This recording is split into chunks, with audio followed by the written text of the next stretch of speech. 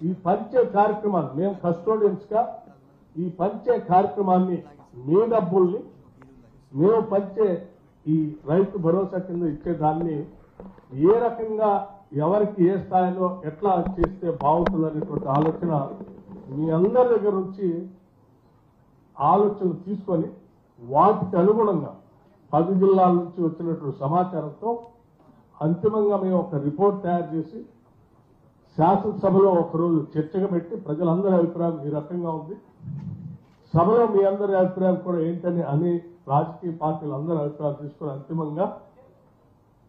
దానికి సంబంధించిన మార్గదర్శకమైనటువంటి విధి విధానాలని రూపకల్పన చేసి ప్రభుత్వ పరంగా అనౌన్స్ చేసి ఈ డబ్బు పంచే కార్యక్రమాలు చేయాలనేటువంటి ఒక ఆలోచనతోనే ఈ సమావేశం ఏర్పాటు చేయడం జరిగింది. అందుకే ఈ సభలో వచ్చినటువంటి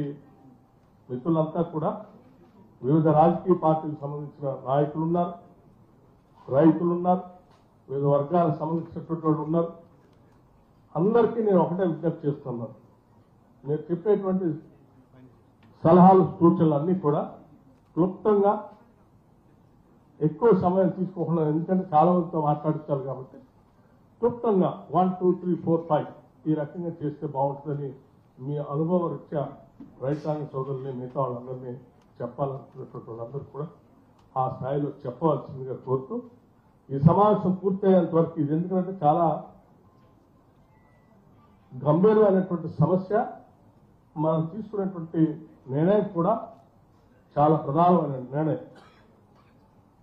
ఇంత ప్రధానమైన నిర్ణయం తీసుకునేటప్పుడు మీరు చెప్పేటువంటి ప్రతి సూచన కూడా చాలా విలువైనది.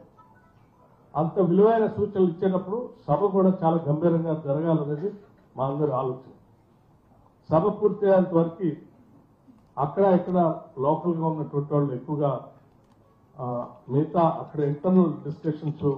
నిశ్శబ్దంగా ఉండి చెప్పే వాళ్ళందరూ కూడా స్పష్టంగా వినాలని, అప్పటి వరకు అక్కడ ద్వారాలు కూడా పెద్దగా రాకపోకలతో ఈ సభ డిస్టర్బ్ కాకుండా ఉండాలని చెప్పి నిర్వాహక మెయింటైన్ చేసే అందరూ కూడా విజ్ఞప్తి చేస్తూ సభా కార్యక్రమాన్ని నిర్వహించడానికి మిగతా 2 మంత్రులు కూడా